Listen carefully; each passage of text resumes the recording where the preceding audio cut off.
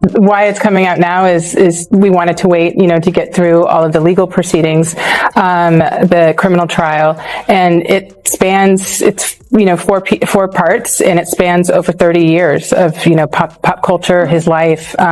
So it took some time, to say the least, to put all of this together.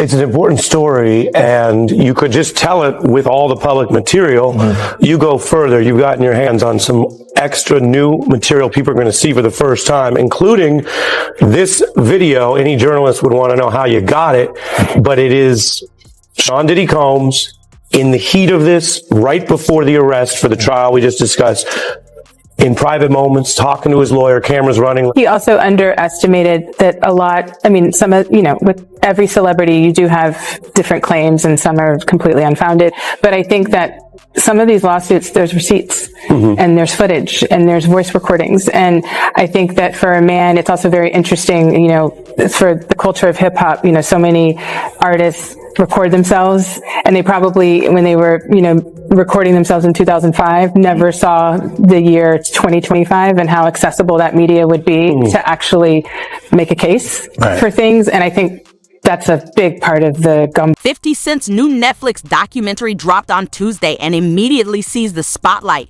pulling viewers in with its rapid-fire storytelling and eye-opening details. The film moves with purpose, unraveling deep testimonies from individuals who once stood close to Diddy and knew the atmosphere around him better than anyone on the outside ever could. With unprecedented behind-the-curtain footage and accounts that have rarely surfaced publicly, the documentary pieces together a vivid portrait of his ascent, his controversies, and the shadowed ecosystem surrounding his success. Only they can answer that question. I have my own opinion, but I wouldn't slander their name like they did mine. I wouldn't say things that I knew, you know what I mean? I believe so. I do believe so. I have proved things that I can say that will back up my claim, but this is not for the world to know about. You know what I mean? It's between me and him, and only he knows. So every time he say it didn't happen, or that's the only thing that makes this become an issue to everybody. Because you seen what I said in the Vibe article. I basically bowed out and was going to go ahead about my life. The next issue, that wasn't even the next issue, because them cowards waited about 4 issues before they got their story together. 4 issues later, half of New Yorkers commenting on me getting shot. And before, they was all like, we didn't see nothing. In the first issue, we did, Vibe viewers. Nobody seen shit. The 4th issue, when they came back with a reply, everybody knew what I did. They knew what I said. I was acting. Who gets shot 5 times in acts? Oh, I didn't get shot 5 times in their vision. I only got shot once because they found the bullet. The police found it, but now they the cops. Now they doing detective work. They found the bullet. Oh, you found the bullet, huh? So what is this other shit in me then? What was the doctors talking about? What? Can you explain these other holes in me? How I get gunpowder all over me? That insulted my intelligence. So yes, I did say Thug Life was there. Yes, I bowed out, all of that. But in the second episode of Sean Combs, The Reckoning, a new wave of former bad boy records, insiders and artists step forward to share how they personally remember the chaotic years that followed the deaths of Biggie Smalls and Tupac. Their comments aren't framed as hard proof, but as deeply rooted experiences and doubts that lingered long after the headlines faded. Figures such as rapper Mark Curry, Roxanne Johnson, Craig Mack's former wife, and label co-founder Kirk Burroughs paint a vivid picture of a music empire under strain. They describe a period filled with mounting pressure, uneven treatment, and a growing East-West divide that changed the tone of 90s hip-hop forever. From Greg Kading, the detective that worked on Tupac and Biggie's case in this documentary. He is the investigator that did that proffer agreement with Keefe D way back in 2008, where Keefe D alleged that Diddy tried to offer him $1 million to take out Tupac and Suge Knight. And Tupac's trial with Keefe D is coming up very soon in early 2026. And we know that Diddy's name has been dropped at least 200 times during these proceedings already. Created the atmosphere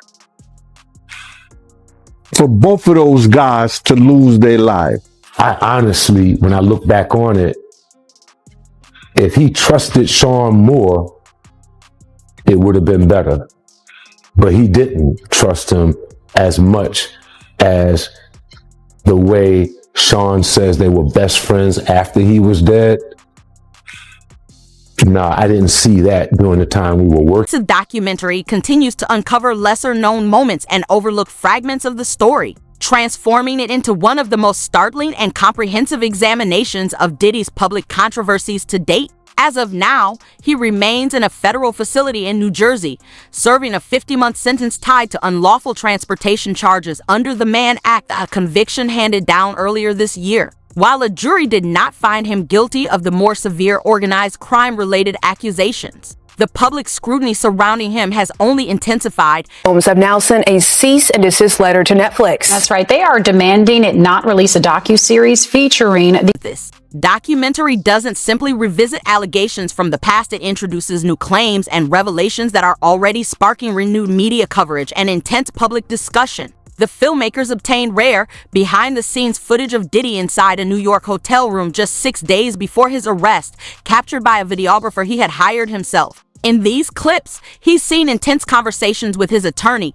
reacting in real time to the non-stop news cycle and the way it was reshaping his image across the country. The footage offers an unusually candid look at his state of mind during a critical moment, revealing a mixture of frustration, strategic planning, and concern over the escalating situation. I'm waiting the whole time for Aubrey O'Day to reveal some major story that happened between her and Diddy. 3 episodes in, she's basically just talking about Diddy in a very general way. It isn't until the 4th episode that Aubrey reveals a witness walked in on Aubrey O'Day completely inebriated with Diddy doing things to her, as well as a second man who they refer to as a light-skinned, tall man. Details are very explicit and not anything I could share on here. This witness revealed that it was 100% Aubrey O'Day. It was really uncertain in watching Aubrey's reaction and kind of resharing this story whether or not she fully recollected the situation. He says it couldn't have been her choice to become inebriated because that was never her issue. She never really drank a whole ton. The earlier parts of this series, Aubrey does reveal these series of emails that she got from Diddy. They were all in very sexual nature, in a very sexual tone. He's basically asking her to come over and do certain things with him. It's these very domineering emails where he's basically setting the tone that he's the boss. She says that she felt very uncomfortable about those emails and sick. It's highly unusual to hear someone speak this candidly in the days leading up to an indictment, especially during conversations that are normally shielded behind absolute confidentiality. Legal analysts point out that having a videographer present during such moments may have unintentionally complicated the standard attorney-client protections that typically apply. Diddy's team later told NBC News that the footage was recorded without proper authorization, insisting they had no knowledge of how the material made its way into Netflix's hands. They also stated that the videographer was under strict contractual agreements intended to keep all private discussions sealed and off limits to the public. Bad boy. We had gotten over CCNY. It looked like the coast was clear. We were renegotiating with Arista. We were about to get a step up in the money. I had 25% of the company. I didn't know why he needed to get that back from me and then give it back to me again. I didn't understand that. That's like a trick. Like, okay, here, I gave it to you. Now give it back. And don't worry, I'm going to give it right back to you. I didn't want to give it up. So he came into my office one day unexpected, him and Kenny Mysalis. They had it planned out. Kenny had the briefcase with all the stock certificates in it. And Diddy had the bat. Not like I'm going to beat the shit out of you with the bat. But he had the bat like, man, we got to do this. This has to happen. I didn't feel I was going to get beat down in that office, in all honesty. I got people that can jump out of the shadows in a minute. I wasn't threatened by him. What I was messed up over was the fact that I started this company with you from day zero. And now the one solid thing that you told me I had, you want to take that back and do a return to me on that at this critical time that we're renegotiating and getting a step up on the contract. When he told me it was about all of that renegotiating and that I should trust, I did, begrudgingly, angry, upset. It wasn't right. I did it. He got the stock back. I went on, tried to get over that, kept doing my job, doing what I had to do, delivering everything. And once again, I was caught up in the job. I forgot all about it. And next thing you know, we had the snafu. I was fired. And he just said, oh, okay, bye. And since he had never given me his stock back, he never said that he would pay me anything or give me anything. He just avoided me all these years. Not only did he avoid me all these years, running high and low, I went on and started working with Mary, who the three of us. Series also reintroduces figures from different chapters of Diddy's career, former collaborators, performers, and long-standing associates who offer a ground-level view of his rise and cultural influence. Their recollections help fill in the gaps, giving audiences a clearer sense of what it was like to move within his orbit during some of the most pivotal moments in hip-hop history. One of those voices is Obrio Day from Making the Band, who reflects on her own time working under his leadership. Her perspective adds emotional weight to the episode, unpacking both the opportunities and the obstacles that came with being part of his creative world. Money, Pac wanted to leave, and it could be some other shit that was going on, but they still created an atmosphere for that. You understand that East Coast, West Coast bullshit. When Suge was trying to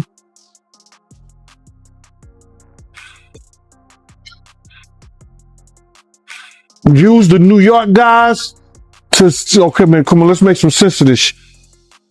And have a meeting and sit down with the New York guys and ask for a representative for Puff to come on. Puff was mad.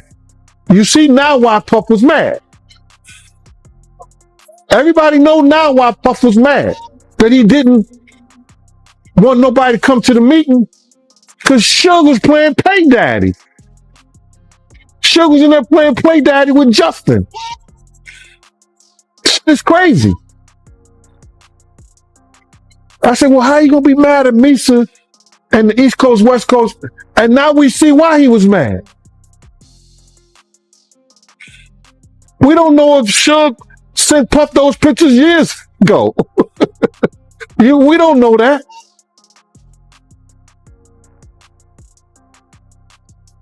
But that's why Puff didn't send a representative when Zipman was asking him, man, let me represent, just let me know. Nah, man, F that. They trying to get a black distribution company, a publishing company, all that for hip hop artists and music.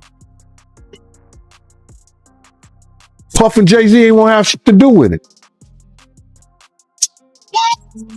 And look who get rewarded behind that. So, to answer your question, I think the atmosphere that they designed and made up led to what we know was an East Coast, West Coast war.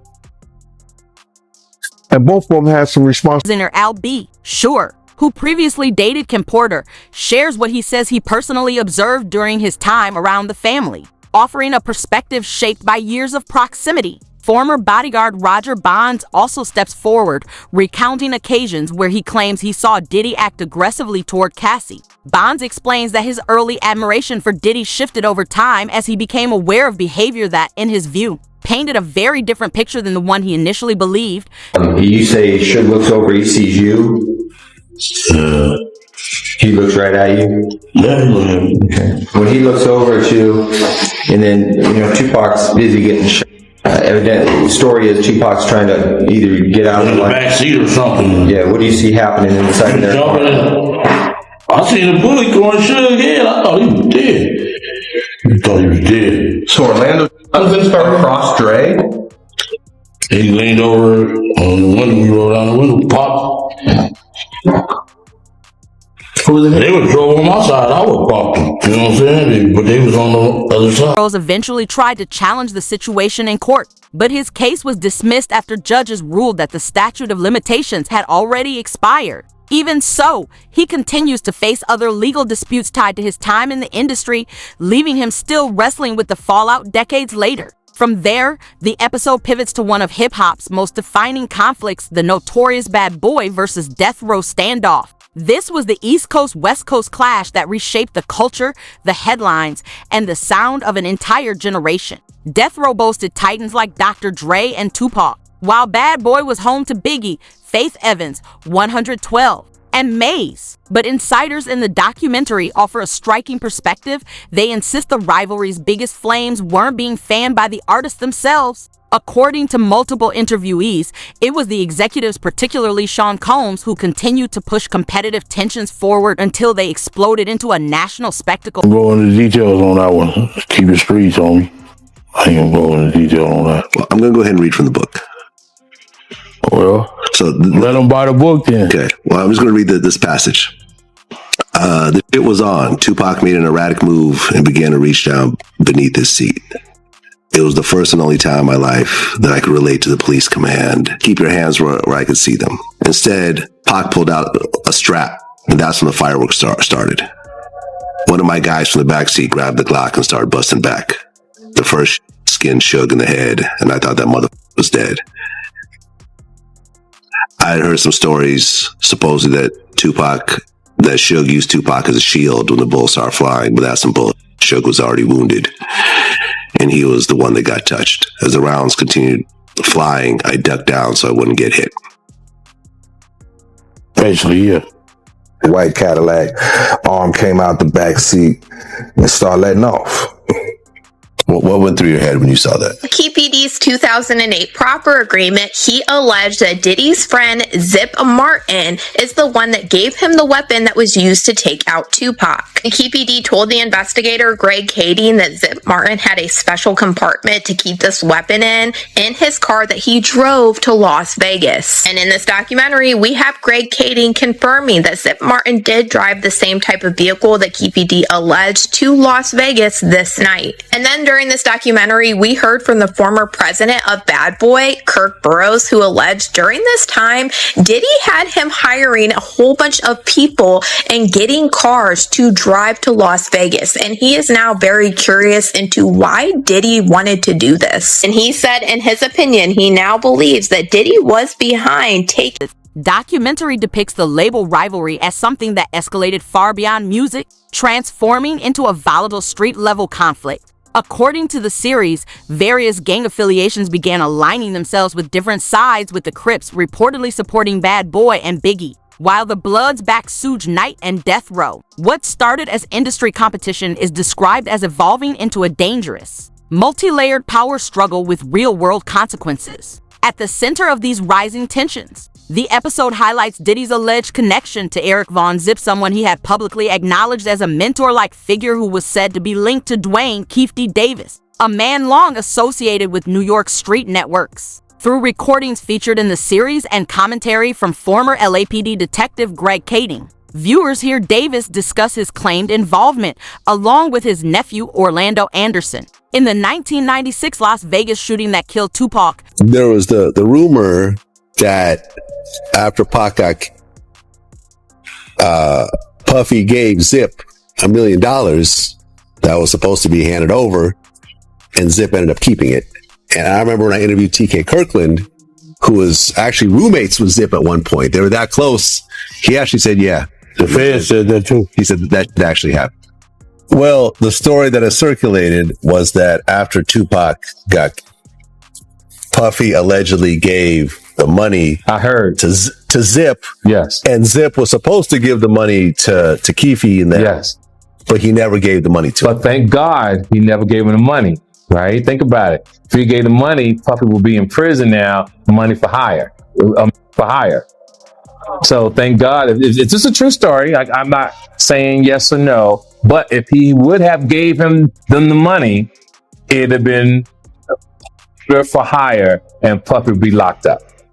Davis also alleges that Diddy had promised to pay him and other associates to target Tupac Shakur and Suge Knight, who was riding in the same vehicle during the infamous 1996 attack. According to Davis, the payments never came through, partly because Knight survived the shooting and partly because the funds supposedly disappeared along with Eric Von Zip, who has since passed away. These claims remain unproven and are heavily disputed, yet they add another layer of tension and complexity to an already convoluted narrative. By including them, the documentary amplifies the sense of unresolved questions and lingering mysteries surrounding one of hip-hop's most notorious and tragic moments. Next Voice Burroughs asserts that Diddy encouraged Christopher Wallace, known as Biggie, to make a trip to Los Angeles to promote his album. Despite Biggie's own hesitation about traveling, that journey tragically ended with the rapper's 1997 murder,